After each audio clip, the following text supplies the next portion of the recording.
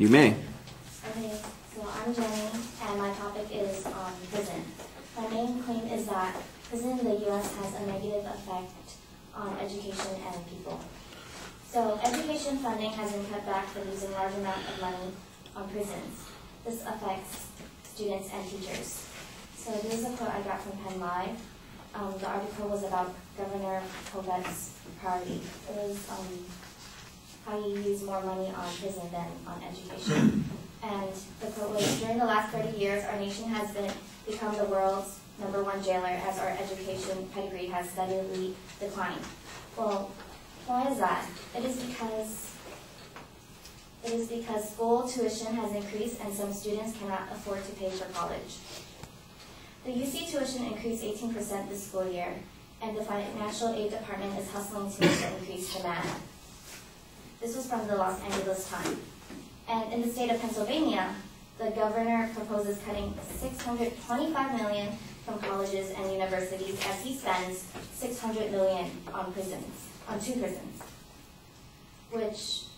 And Pennsylvania has a rich history of supporting higher education institutions, yet they are facing layoffs in teachers, larger classes, and there are less class being available. So it's not only Pennsylvania that is being affected, like all the schools in the U.S. are being affected also. Like my school got layoffs in teachers like in the middle of the school year, and some classes weren't even available anymore. And we went on strikes a lot. So this affects students and teachers. And another factor is like prisoner benefits causes the number of inmates to go up. I mean, regular people go to prison for profit motive, like medical services, provision of meals, clothing, canteens, healthcare, and education. Those are just regular people like wanting to go to prison for these benefits. And there's also homeless people who has their programs that have been cut, which causes them to become criminals. And this is a real story found on sfgate.com.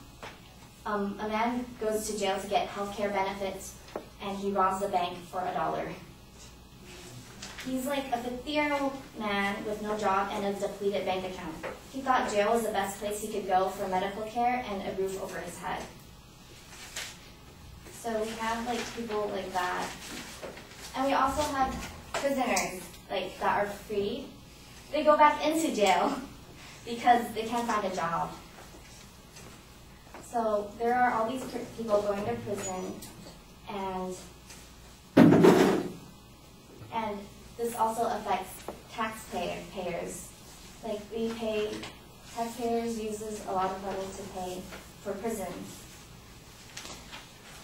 So all in all, students, teachers, regular people, homeless, taxpayers, even inmates coming back out are all affected, negatively affected in prison. Thank you.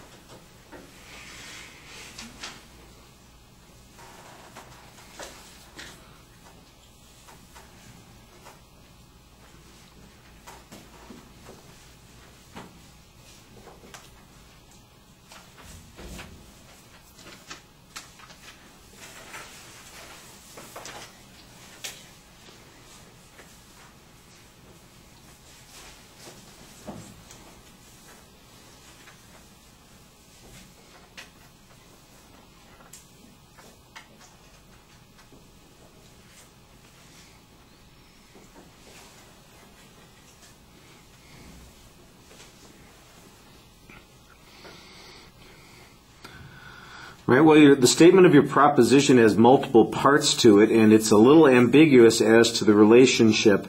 The fact that the states are faced with budget issues and they have multiple responsibilities does mean that they have to choose between those issues sometimes, and I think that's the assumption that you're making. There's no doubt that something has got to give. The question is what's giving the appropriate thing? That's a value claim. Or is there some harm to the decision that's being made? That's the claim of fact that you want to get to. And you don't really tell us what the harmful claim here is, except that you mention, for instance, classes being cut or tuition going up. Tuition going up, I don't know why that's such a bad thing. You haven't told me what the impact is. Are people not graduating at the rate they should be? Can you quantify that? Are fewer people getting into the schools? Now, I know that there's a lot of problems in getting through the schools, but you can't make the assumption that your audience knows those sorts of issues.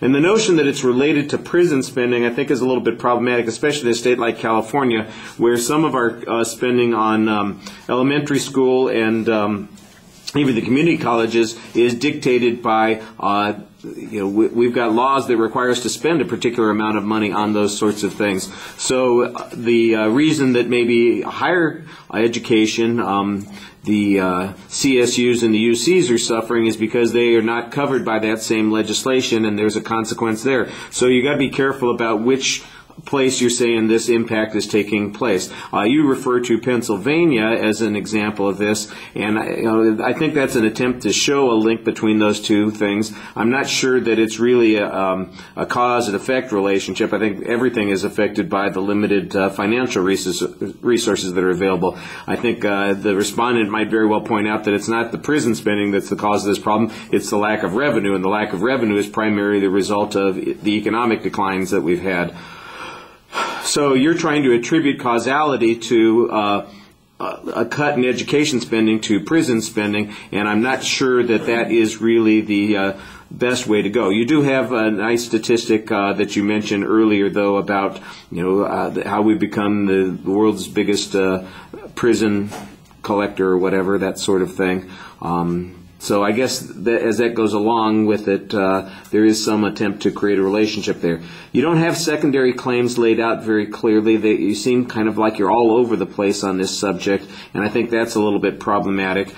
Some of the inferences are supported by very vague information. You've got one guy who robbed somebody for $1 or a bank for $1, and we're going to make an inference that people are trying to get into prison because of this. I think that you've got an interesting case here, but I'm not sure it's generalizable, and that's a little problematic. All right, thank you.